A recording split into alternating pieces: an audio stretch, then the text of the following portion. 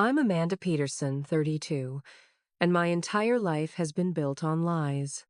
Growing up with a single mom in a cramped apartment, I never imagined that my absent father had abandoned not just us, but his billionaire father in a foreign country. The truth about my family's wealth, power, and betrayal only emerged recently, shaking everything I thought I knew about myself to the core.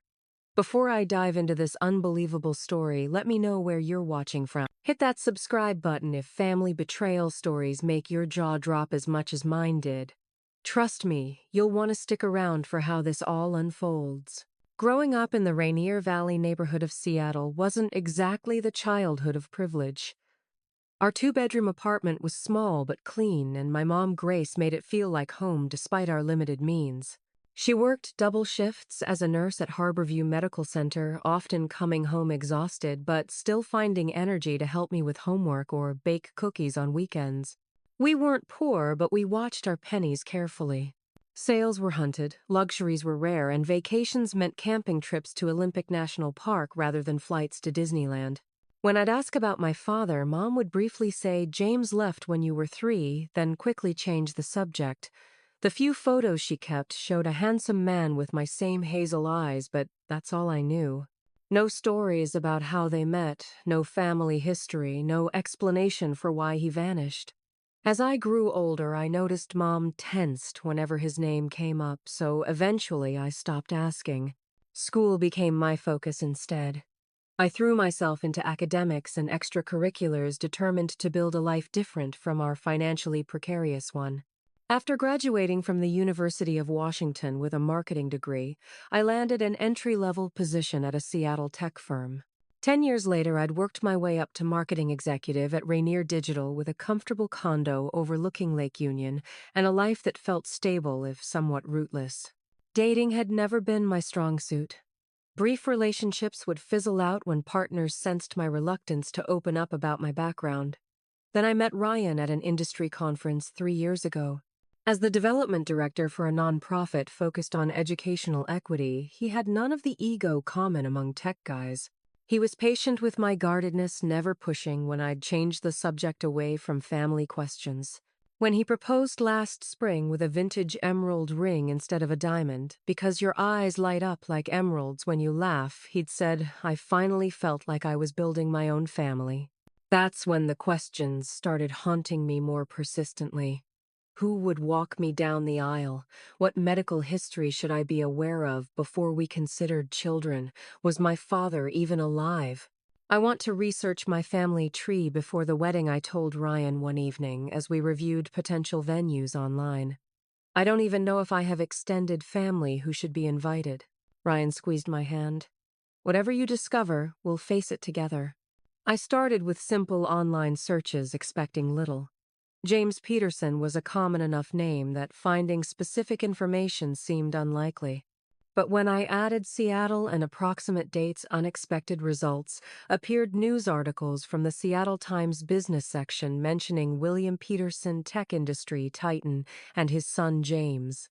One photo showed a younger version of my father standing beside an older man at some corporate event in the early 1992. William Peterson. A tech titan. I'd never heard this name from my mother.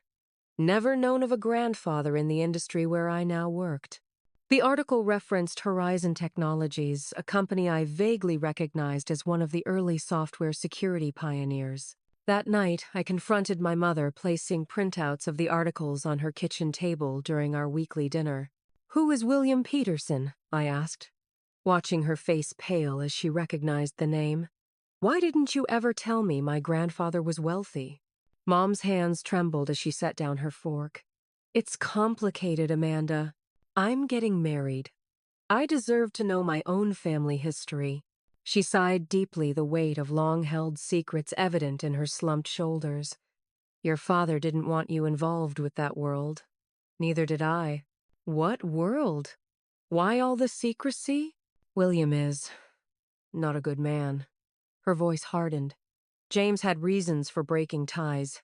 Reasons I respected. Is my father even alive?" I pressed. Her eyes flickered with guilt. "Yes." The single word hit me like a physical blow.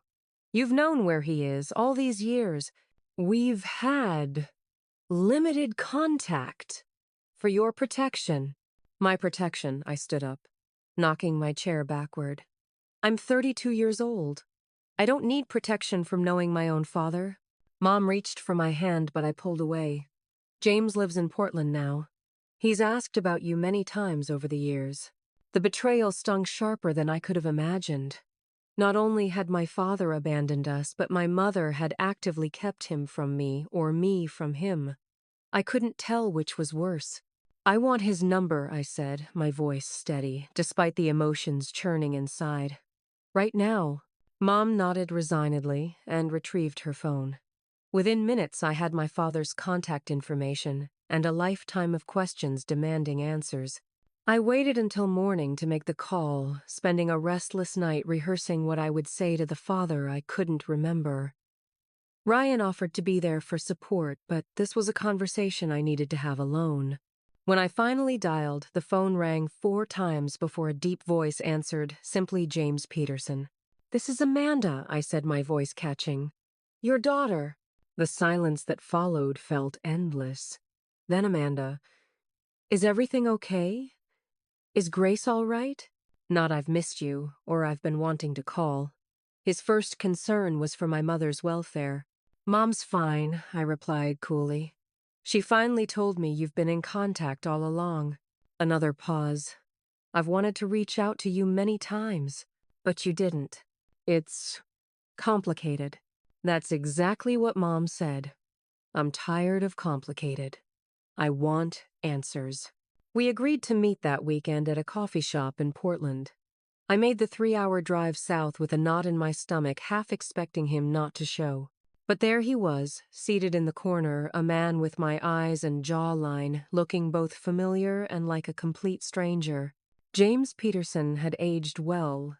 His dark hair now silver at the temples' smile lines, framing eyes that lit up when he saw me. He stood awkwardly, clearly unsure whether to hug me, finally extending his hand instead. "You look so much like your mother," he said as we sat down. "Everyone usually says I look like you," I countered. He smiled sadly. "That too?" For the next hour, I extracted fragments of the life I'd never known. James had grown up wealthy in Bellevue, the only child of William Peterson, founder of Horizon Technologies.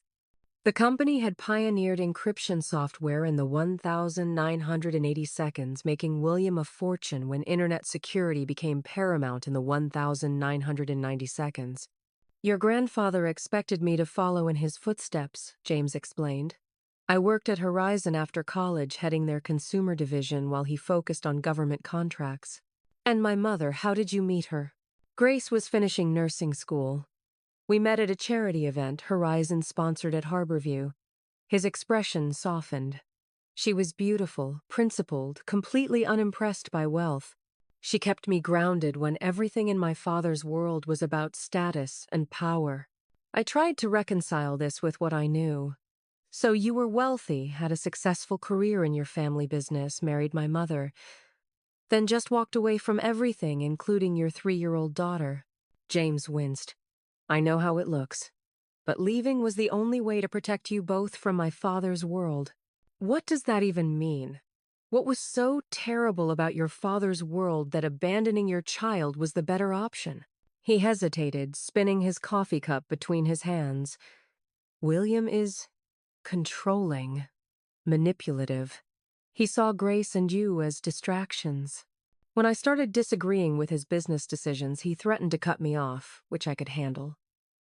But then he started suggesting he could make things difficult for Grace's career, for your future. So you just disappeared instead of standing up to him, left Mom to struggle financially when you had access to millions." The anger I'd suppressed for years bubbled to the surface. "I've sent money regularly." "Not to us," I interrupted. "We lived paycheck to paycheck." Confusion crossed his face. "Grace and I arranged for monthly transfers. She didn't want you growing up feeling different from other kids, wanted you to understand the value of hard work. But there was always money for college, for emergencies." This new revelation stunned me. Had my mother's pride kept us living modestly when we didn't need to, Or was my father lying? I need to know everything, I insisted. The whole truth about why you left. James glanced nervously around the coffee shop. Some things are better left in the past, Amanda. What matters is building a relationship now. No. What matters is honesty. I can't build anything on more secrets. He sighed heavily. There was a business dispute with my father. Ethical disagreements about some of Horizon's government work. Things got ugly. I left the company and William did everything he could to destroy me professionally. That still doesn't explain abandoning your family. It was complicated. Stop saying that I snapped earning glances from nearby tables. I'm not leaving until you tell me the whole story. James leaned forward, voice lowered. Your grandfather has unlimited resources and no moral boundaries. When I left Horizon, he became obsessed with bringing me back under his control. I couldn't risk him using you and Grace as leverage, so you just ran. For almost 30 years. I stayed away to keep his attention on me, not you. James rubbed his temples. Look, there are things about William you don't understand. He's not just ruthless in business. He's dangerous when crossed.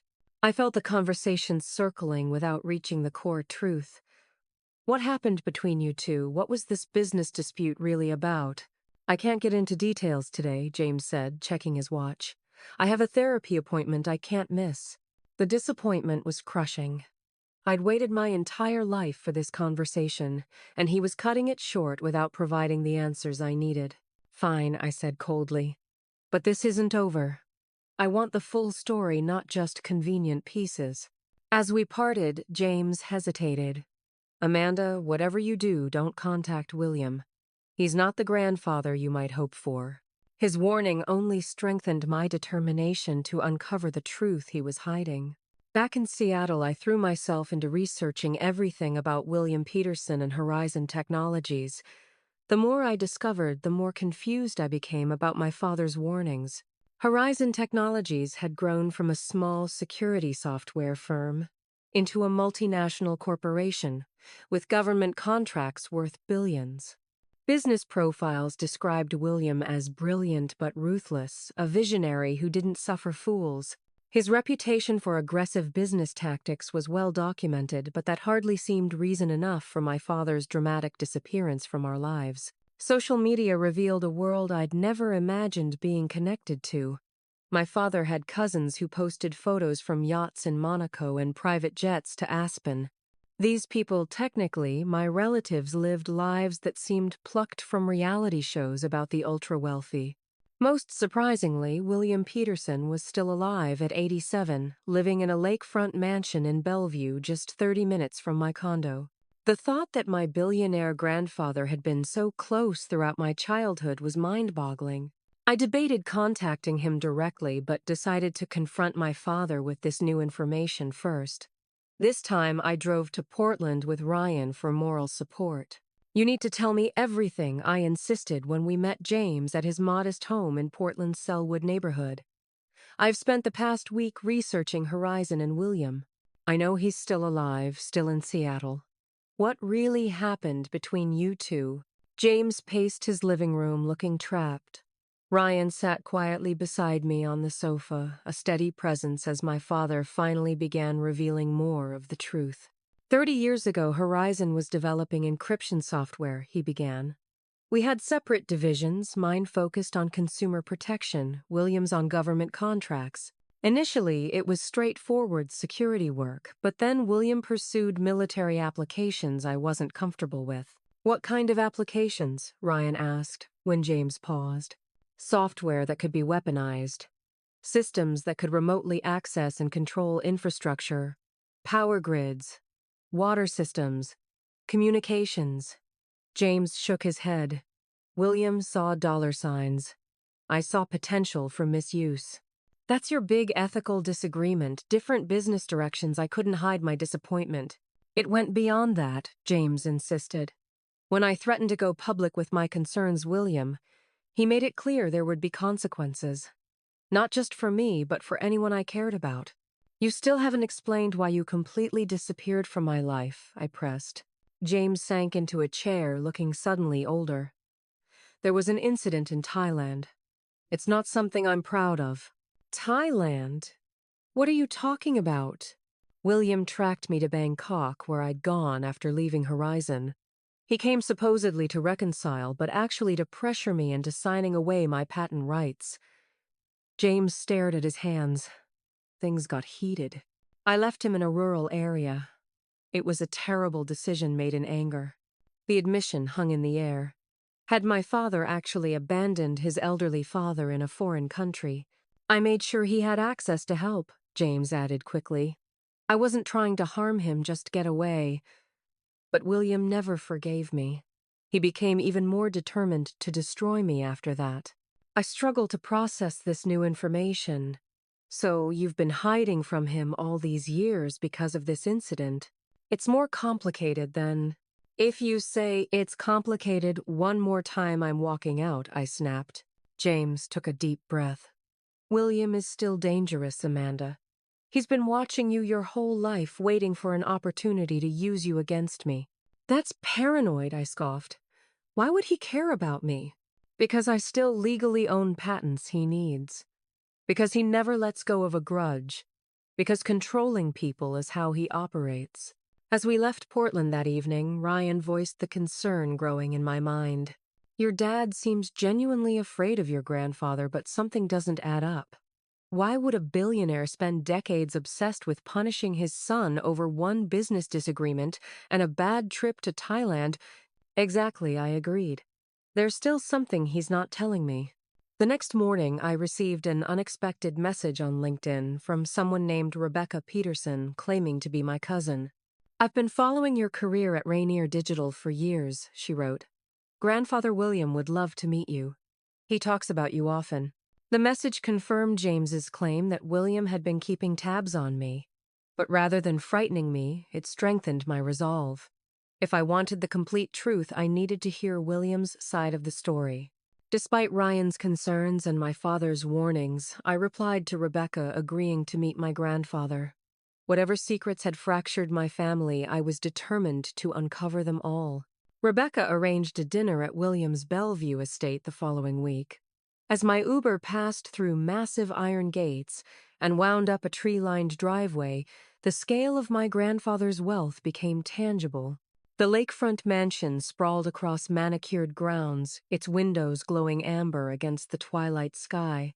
A butler greeted me at the door, leading me through a marble foyer decorated with museum-quality art into a formal dining room where 3 people waited. Rebecca, a polished woman about my age. An older man I recognized as Uncle Robert from my research, James's cousin. And at the head of the table, William Peterson himself.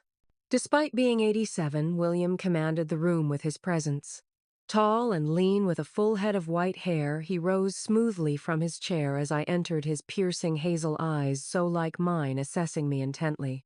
Amanda, he said, his voice strong and resonant. At last. The dinner began with surface-level pleasantries. William asked about my career, nodding approvingly at my accomplishments. Rebecca chatted about mutual connections in Seattle's tech industry. Uncle Robert remained mostly silent, watching our interactions carefully. It wasn't until dessert was served that William finally addressed the elephant in the room. I'm sure you have questions about your father, he said, setting down his spoon.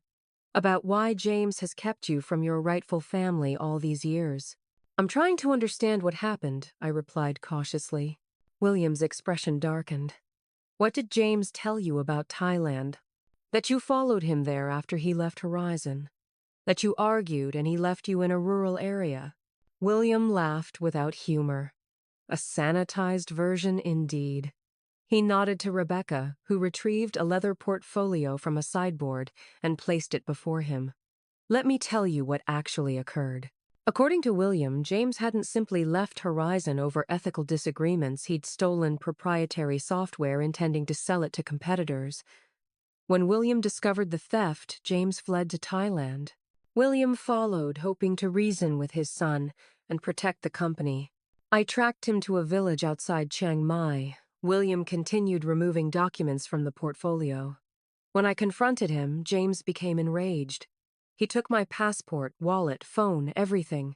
Then he abandoned me in a rural area where no one spoke English without resources or identification. William pushed forward photocopies of hospital records.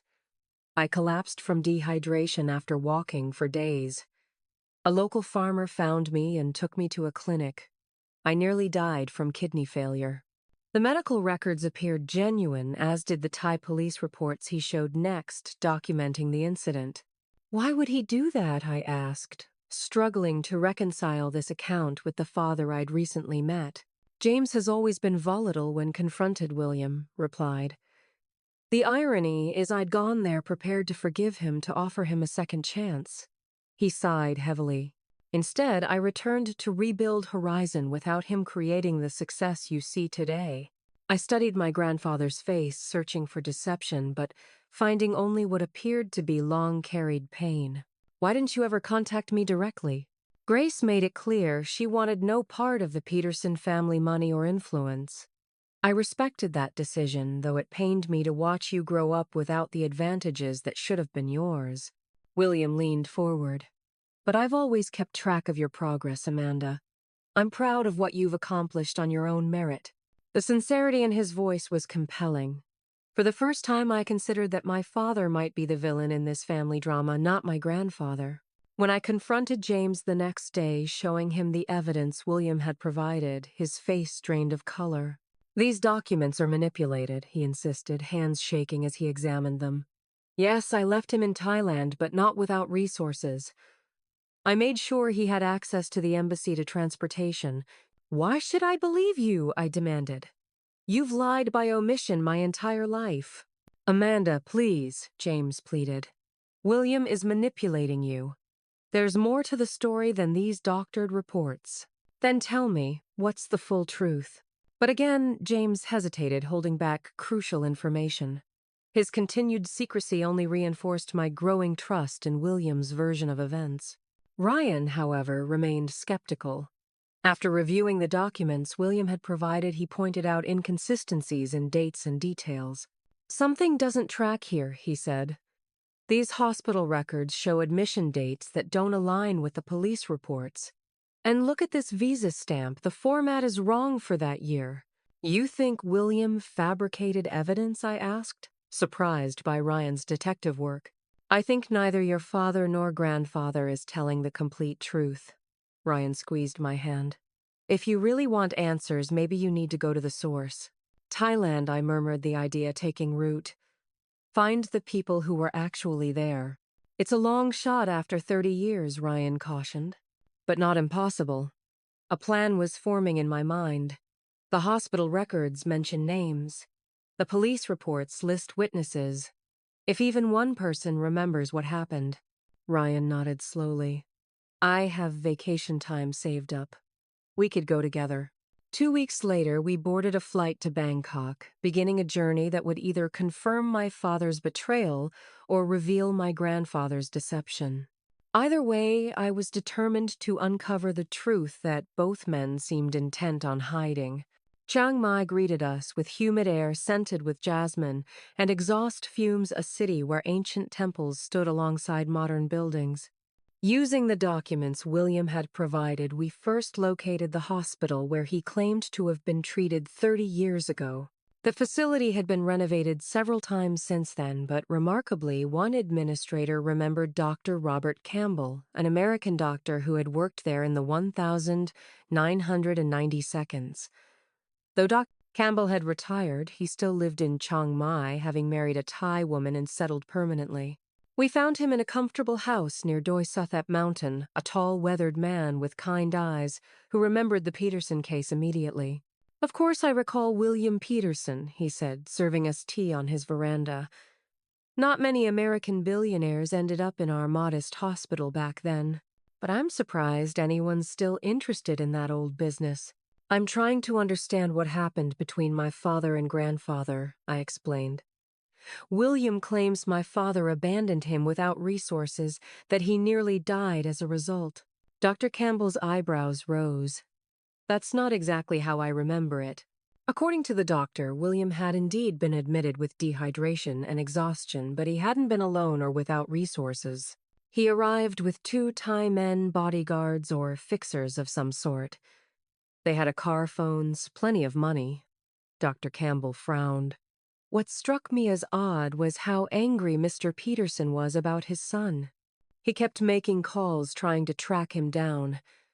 It seemed less like a man who'd been abandoned and more like someone pursuing a target.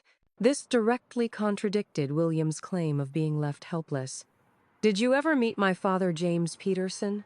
Briefly. He came to the hospital once William was stabilized, tried to speak with him. William ordered security to remove him. The doctor's expression grew troubled. There was something unsettling about the whole situation. William had visitors, men in expensive suits who didn't look like tourists or friends visiting a sick man. They had hushed conversations I couldn't follow, but the tension was palpable. Do you know why my father was in Thailand in the first place, or why William followed him here? Dr. Campbell hesitated. I'm not sure how much of this was fact versus rumor, but there was talk about technology testing. Some villages in northern Thailand had reported unusual equipment being installed, followed by illnesses among locals. This new information sent a chill through me. What kind of technology? What illnesses? I never got details. But a colleague who worked in rural outreach mentioned unusual neurological symptoms in a village called Ban Mai Cham. Your father was apparently there, asking questions before William arrived in Thailand. The next day, we hired a driver to take us to Ban Mai Hiam, a small village nestled among rice fields about 2 hours from Chiang Mai. Most of the older buildings had been replaced over the decades, but the temple remained, as did the village headman's house. The current headman, a man in his 60s named Somchai, greeted us with polite curiosity. When our interpreter explained our connection to the Americans who'd visited 30 years ago, his expression changed to one of recognition. My father was headman then, he said, inviting us inside. He told me about the American technicians who came to install equipment on our water tower and the strange sicknesses that followed. Through our interpreter, Somchai recounted how several villagers had developed headaches, nosebleeds, and disorientation after the equipment was installed. Then a younger American man, James, had arrived, asking questions and examining the equipment. The young American was very concerned, Somchai continued. He removed some parts from the equipment and took samples of our water. Then the older American came with men from Bangkok, very angry. William Peterson, I supplied. Somchai nodded. There was a big argument at the temple. The younger man accused the older one of testing dangerous technology on our village without proper safety measures. The older man said it was necessary for progress, that the villagers had been compensated through local officials. What happened next? Ryan asked. The older American tried to take back the parts and samples the younger one had collected. There was a physical confrontation. The younger American escaped in a truck, and the older one pursued him with his men. Somchai's eyes grew distant with memory. 2 days later, the older American was brought to our village ill from the heat. The younger one returned shortly after, ensuring the sick man received medical care before disappearing again. This account contradicted both James's and William's versions.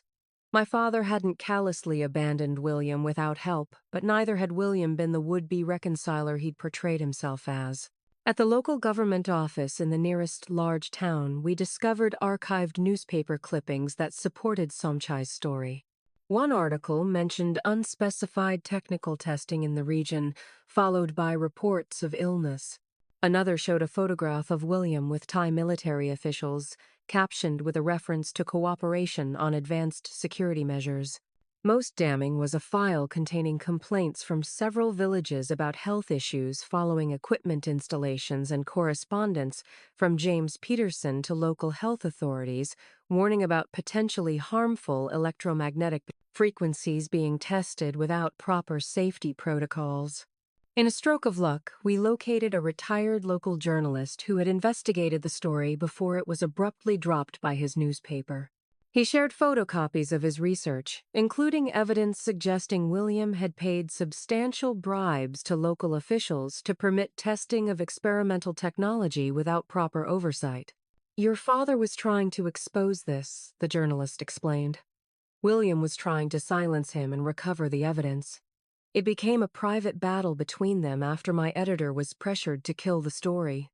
That evening, in our Chiang Mai hotel room, Ryan and I spread out all the evidence we'd gathered. "So William wasn't testing encryption software," I said, connecting the dots. "He was testing some kind of directed energy technology with military applications. When my father objected on ethical grounds, William pushed ahead anyway, testing it on rural Thai villages. And James came to Thailand not to sell stolen technology, but to gather evidence of William's unethical testing," Ryan added. "When William realized what James was doing, he came to stop him, bringing hired muscle to retrieve the evidence. I felt sick as the true picture emerged. My father didn't abandon his helpless father in Thailand. He escaped from William's men, then made sure William received medical attention before disappearing to protect himself and later to protect us. The evidence was clear. William had fabricated his version of events, manipulating me just as James had warned. My grandfather wasn't the victim in this story, he was the villain." We returned to Seattle armed with evidence of William's deception, sworn statements from Dr. Campbell and Somchai, copies of the local government records, and newspaper articles and photographs documenting the equipment installation sites. Before confronting William, I consulted Patricia Ling, a lawyer friend who specialized in international business law. Patricia reviewed our findings with growing concern. "This suggests serious ethical violations at minimum, possibly criminal negligence regarding the testing of unproven technology on unwitting subjects." She looked up from the documents. "But proving anything after 30 years would be difficult, especially against someone with William's resources. I'm not looking to take legal action," I clarified. "I just want to understand my family history to know who I can trust." Patricia's careful examination of the evidence revealed another bombshell. William had been monitoring me for years. Among the Thai records was a report mentioning ongoing surveillance of James Peterson's family in Seattle, dating back to my childhood. "This surveillance authorization is renewed regularly," Patricia pointed out, indicating dates that continued into recent years. "And look at the authorizing signature, Rebecca Peterson. My cousin." I felt my stomach drop. "She's been spying on me. It appears she's been managing the surveillance operation on William's behalf," Patricia confirmed. "She's not just your cousin reaching out by coincidence, she's his agent." The betrayal cut deep. Rebecca's friendly overtures, her claims of familial interest had all been calculated moves in William's long game. "There's one more thing you should know," Patricia said, hesitating. "I ran some patent searches based on the technology descriptions in these files. The patents your father filed back then have recently become valuable again. There's renewed interest in directed energy applications, especially from defense contractors." This explained William's sudden interest in reconnecting with me after all these years. He needed access to James and the patents he still legally owned. Armed with this knowledge, I requested a meeting with William at his office, deliberately choosing a public setting rather than his isolated mansion. Ryan waited nearby, ready to intervene if necessary. William welcomed me warmly, but I noticed Rebecca hovering in the background, her presence now sinister rather than familial. "I hope your trip to Thailand was illuminating," William said smoothly. "Though I'm not sure what you hope to find after so many years." "The truth," I replied, placing my folder of evidence on his desk. "Starting with what really happened in Ban Mai Cham village." William's expression didn't change, but his eyes hardened as I methodically presented what I'd learned: the unethical testing, the villagers' illnesses, James's attempts to expose the situation, and William's pursuit with hired thugs. "Ancient history," William finally said, waving dismissively. "Business sometimes requires difficult decisions for greater progress. The technology we were developing has saved countless lives through its military applications." "You tested experimental technology on unknowing villagers?" I pressed. "People got sick." "Minor temporary symptoms, nothing more." William leaned forward. "Your father's naive idealism nearly destroyed a vital security innovation. Sometimes progress requires sacrifice." His casual acknowledgement of wrongdoing shocked me. "You're admitting you knowingly endangered people." I did what was necessary for success. William's mask of grandfatherly concern slipped, revealing the cold calculation beneath. Just as I've done throughout my career. It's why Horizon thrived while others failed. And the surveillance I pushed the report forward. You've been monitoring me my entire life. William glanced at Rebecca, who had the grace to look uncomfortable. Prudent precaution. James still legally owns patents that rightfully belong to Horizon. I needed leverage to recover them when the time was right. Leverage, meaning me. The realization was chilling. You plan to use me to get to him. Family connections are powerful tools, Amanda. William's tone was almost professorial. I've waited patiently for the right moment. Those patents are valuable again, critical to a new generation of security applications. James needs to sign them over. And that's why you suddenly wanted a relationship with your long-lost granddaughter. The pieces fell into place with nauseating clarity. William opened a desk drawer and removed a document.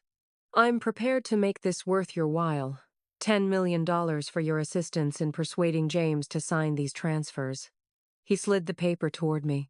A fair price for facilitating a simple signature, plus compensation for your unfortunate childhood circumstances. I stared at the check momentarily, tempted despite myself. $10 million would transform my life, secure my future with Ryan. For a signature on a document for patents that weren't even mine. No. I stood up, gathering my evidence. I won't help you manipulate my father. Not for any amount. William's expression hardened. Don't be foolish. This offer won't remain open indefinitely. Neither will your freedom if these documents about illegal human testing reach the right journalists, I countered, though Patricia had warned me the statute of limitations had likely expired. As I turned to leave, William called after me. Ask your mother about her role in all this. Ask Grace why she accepted my money all these years while pretending to protect you from my influence. His words followed me out of the building, planting seeds of doubt about the one person I'd always trusted completely. That evening, I confronted my mother at her home, demanding to know if William had been telling the truth. Did you take money from him? I asked, watching her face crumple. It wasn't like that, she whispered, tears forming. Not at first. The painful truth emerged. When James disappeared, Grace had initially refused William's offers of support. But when I needed surgery for a serious ear infection at age 5 with no health insurance to cover it, she'd reluctantly accepted his help. It was supposed to be a one-time thing, she explained, wiping tears. But then came school expenses, then college. So he bought your silence. The betrayal stung deeply. You let me believe we were struggling while taking his money. I insisted the funds be placed in trusts you couldn't access until you were mature enough to handle it, Mom countered. I wanted you to grow up normal, not entitled. To understand the value of hard work. While keeping me in the dark about my own family history, I stood up, needing space from her excuses. Everyone in this family has been lying to me my entire life. I don't know who I am anymore. I left my childhood home feeling untethered from my own identity, unsure who to trust when everyone, my father, grandfather, even my mother, had manipulated the truth to serve their own purposes. The emotional devastation of learning my entire family history had been built on manipulation and half-truths left me reeling. I withdrew to my condo, ignoring calls from both James and Grace, uncertain how to proceed when every foundation I'd believed in had crumbled.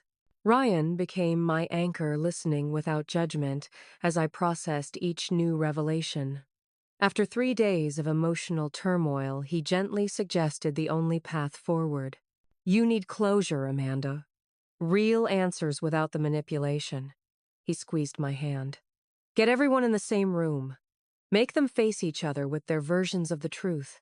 They'll just continue lying, I argued. Maybe. But you'll see their reactions to each other. Sometimes what people don't say reveals more than what they do. The logic was sound, but orchestrating such a meeting seemed impossible given the decades of hostility between James and William. To my surprise, when I floated the idea to my father, he agreed almost immediately. I'm tired of running, he said, his voice weary over the phone. And you deserve the full truth. William proved more difficult to convince, but when I hinted that I might be reconsidering his offer regarding the patents he agreed to meet at James's Portland home neutral territory that gave neither man a home court advantage. The morning of the confrontation, Ryan and I arrived early to help James prepare. I was shocked by his deteriorated appearance in just the weeks since we'd last met. "Are you ill?" I asked bluntly, noting his pallor and significant weight loss. James hesitated before nodding. Stage 4 pancreatic cancer. Diagnosed 6 months ago. The revelation stunned me. "That's why you finally reached out after all these years. You're dying." "I wanted to make amends before it was too late," he confirmed. "To explain my choices, even the bad ones." Before I could process this new information, my mother arrived, tense and defensive. An hour later, William's sleek town car pulled up, delivering my grandfather and, unexpectedly, Rebecca. The atmosphere in James's modest living room crackled with 3 decades of unresolved conflict as William and James faced each other for the first time in years. "You look terrible, son," William observed coldly, taking a seat without waiting for an invitation. "Apparently Thailand's climate suited you better than Oregon's." "Cut the pleasantries," I interrupted, taking control of the meeting. "We're here for the truth, all of it. No more manipulation, no more half-stories." I laid out what I'd discovered in Thailand, William's unethical technology, testing James's attempt to expose it, the confrontation that had led to their permanent estrangement. "Is this accurate?" I demanded, looking between them. William shrugged. "Business involves difficult decisions. The technology we were developing had critical military applications. It made people sick," James interjected, color rising in his pale face. "You were using villagers as guinea pigs without informed consent, without proper safety protocols. Minor side effects that resolved quickly," William dismissed. "A small price for technology that later saved American lives in conflict zones." "You can't know that," James countered. "The testing was preliminary, the technology unstable.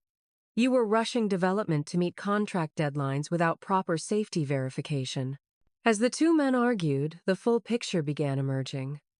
William had indeed been testing directed energy technology with potential military applications, using rural Thai villages as unwitting test subjects. When James discovered the testing was causing neurological symptoms in villagers, he gathered evidence and threatened to expose William's unethical practices. "You would have destroyed everything I built," William accused. "Decades of work, billions in contracts, all jeopardized by your misguided bleeding heart."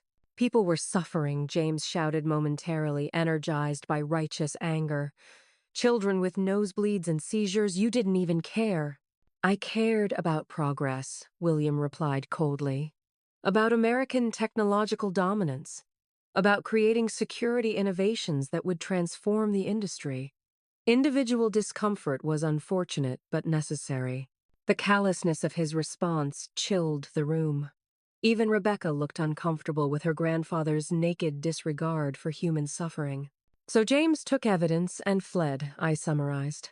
"You pursued him with hired muscle, tried to recover the evidence by force, and ended up needing medical attention. He ensured you received care, then disappeared completely." "I would have been reasonable if he'd simply returned the stolen materials," William insisted.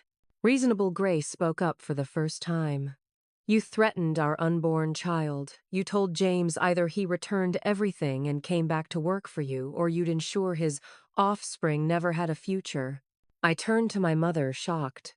"You were pregnant with me during all this." She nodded. "James came back from Thailand long enough to warn me about William to help me disappear before you were born.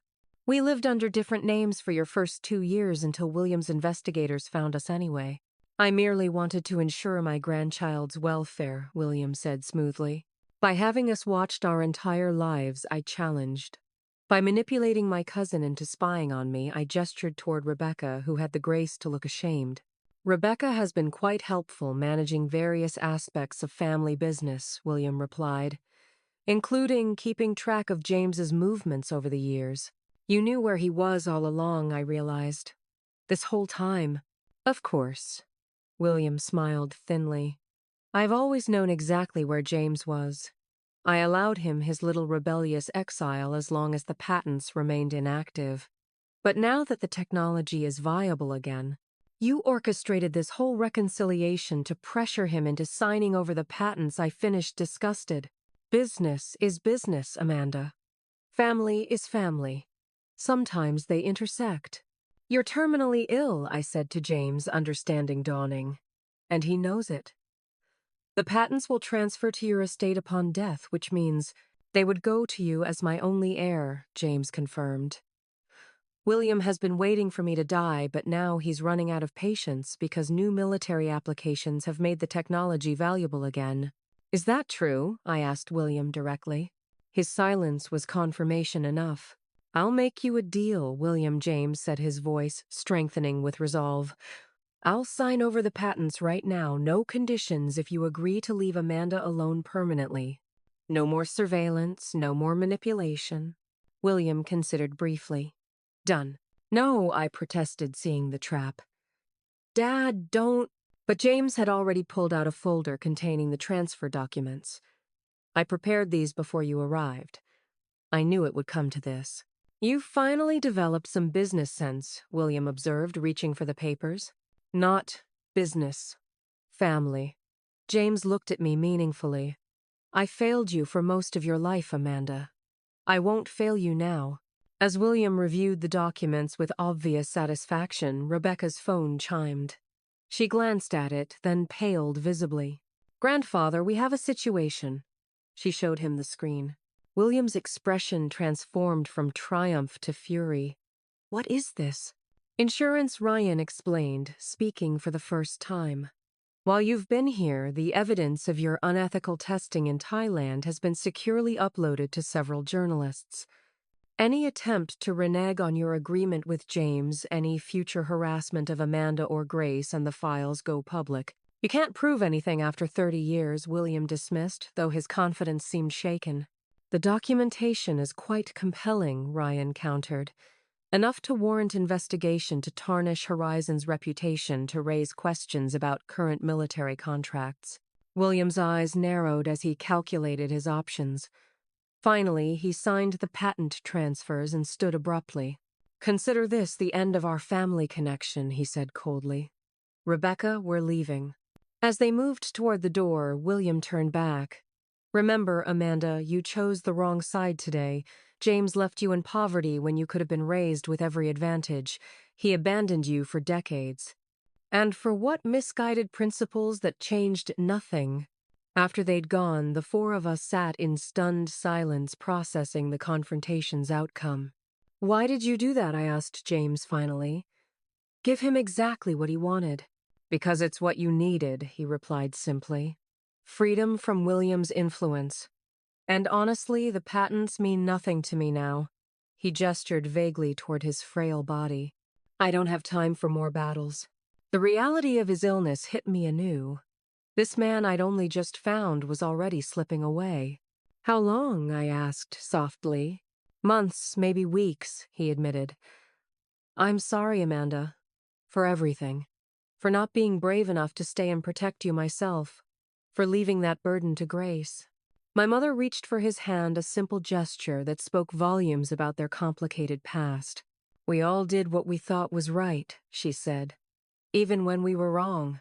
In that moment, I saw my parents not as the mythological figures I'd built them up to be, the abandoner, the martyr, but as flawed people who'd made difficult choices under impossible circumstances. Not heroes or villains, just humans trying to navigate a situation with no perfect solutions. I need time, I said finally, to process everything, to figure out what kind of relationship we can build with whatever time is left. James nodded, understanding in his eyes. Time is the one thing I can't offer much of, but what I have is yours. The weeks following our family confrontation were a period of fragile rebuilding. Ryan and I decided to move our wedding date forward, realizing the importance of James being present. Instead of the elaborate celebration we'd initially planned, we opted for a simple ceremony in James's backyard with only our closest friends and newly reconnected family. Are you disappointed about giving up your dream wedding? Ryan asked, as we sent out the revised invitations. This is more meaningful, I replied truthfully. Having my father there matters more than perfect centerpieces or fancy venues. My relationship with Grace slowly mended, as I came to understand the impossible situation she'd navigated as a young mother. Her choices accepting William's money while shielding me from his influence, maintaining limited contact with James while respecting his need to stay distant, hadn't been perfect, but they'd been made with my welfare in Proust mind. I wanted you to grow up normal, she explained one evening as we sorted through old photographs. To value people over possessions, to become strong and independent.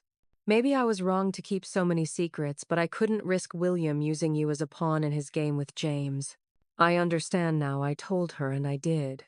The black and white judgments of youth had given way to the complex grays of adult understanding.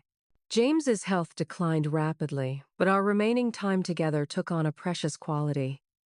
He shared stories of his early years, his dreams for the technology he'd developed, his regrets about the years lost. I wanted to create tools that protected people, he told me during one of our increasingly frequent visits. Encryption that safeguarded privacy security that didn't require surveillance. William saw only the profit in weaponization. Your principles cost you everything, I observed. James smiled weakly. Not everything. They cost me time with you, which I'll always regret. But they let me keep my soul. 2 weeks after our wedding, James gave me a flash drive containing all his records about William's unethical practices, including the evidence from Thailand. This isn't about revenge, he clarified. It's about protection.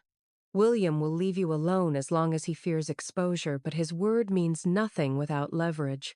What should I do with it? I asked, turning the small device in my hand. Keep it safe. And if you ever hear of Horizon pursuing similar testing, especially in vulnerable communities, use it. I understood then that my father wasn't asking me to carry his grudge, but his mission, protecting the vulnerable from exploitation by the powerful. Through a journalist friend of Ryan's, we discreetly investigated whether Horizon's questionable practices had continued.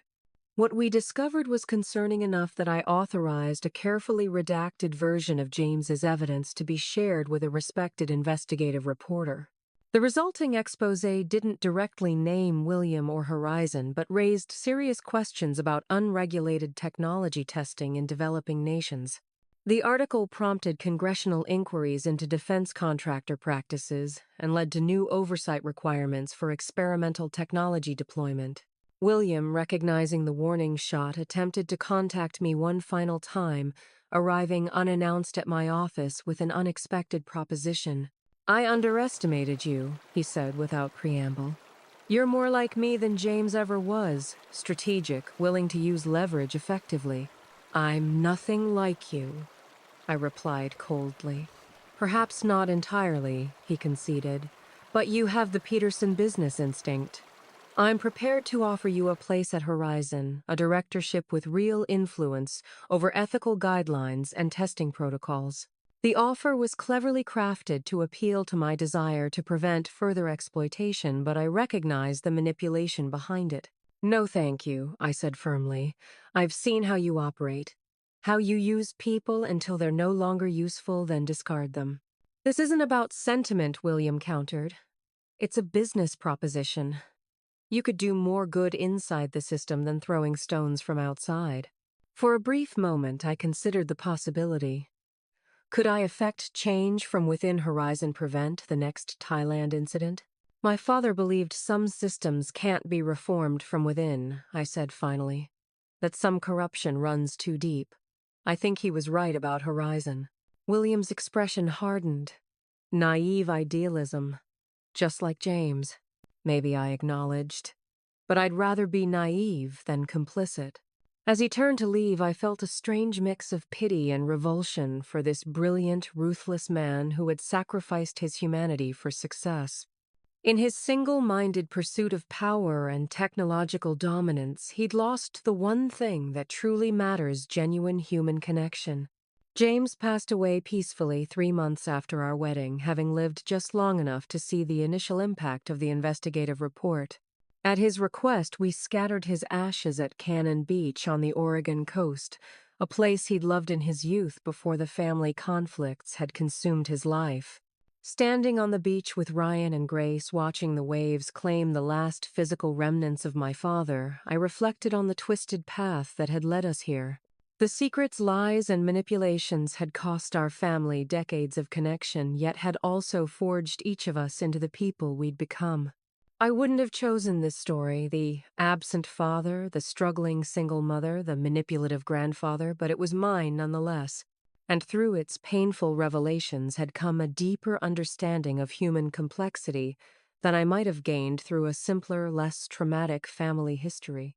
A month after the memorial service, news broke that William had been indicted for securities fraud related to Horizon's government contracts. Though unconnected to our Thailand evidence, it seemed karma had finally caught up with him. The man who had built an empire through ruthless tactics would likely end his days fighting to stay out of prison. When he reached out one final time, I agreed to visit him at his now empty mansion, cleared of valuables in anticipation of asset seizures. "I could use your support," he said, looking suddenly every one of his 88 years. "A character witness. Family solidarity." "We're not family, William," I replied gently. "Not in any way that matters. Family is built on trust, on mutual support, not manipulation and control. I gave you opportunities," he insisted. "Watched over you all these years. You surveilled me. There's a difference." As I prepared to leave, he called after me, "You know, despite everything, I'm proud of you, Amanda. You have the Peterson backbone." It was the closest thing to genuine emotion I'd ever seen from him. I paused at the door. "Goodbye, William. I hope you find peace." In the years since, Ryan and I have started building our own family, one based on honesty rather than secrets, support rather than control. The revelation of my complicated family history has shaped my approach to my new role as mother, to be reinforcing my commitment to transparency and emotional authenticity. Grace has become an enthusiastic grandmother in weighting her relationship with me stronger for having weathered the storm of truth. And though James and William are gone from my life, one through death, one through choice, their influence lingers in the questions I ask myself daily. What principles are worth sacrificing for? What secrets are worth keeping? What kind of legacy do I want to leave?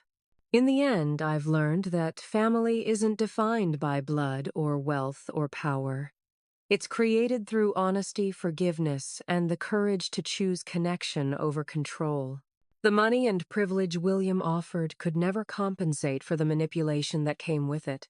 The humble life James and Grace provided, despite its financial limitations, gave me something far more valuable: the freedom to become my own person, to make my own choices, to build relationships based on trust rather than transaction. So what would you do if faced with similar choices? Would you choose wealth with strings attached or freedom with financial uncertainty? Would you prioritize truth even when it hurts, or comfort yourself with comfortable lies? I'd love to hear your thoughts in the comments below. And if this story of family secrets and reconciliation resonated with you, please like and subscribe for more real-life journeys through complicated family dynamics. Thank you for accompanying me through this deeply personal story, and I wish you the wisdom to navigate your own family complexities with grace and courage.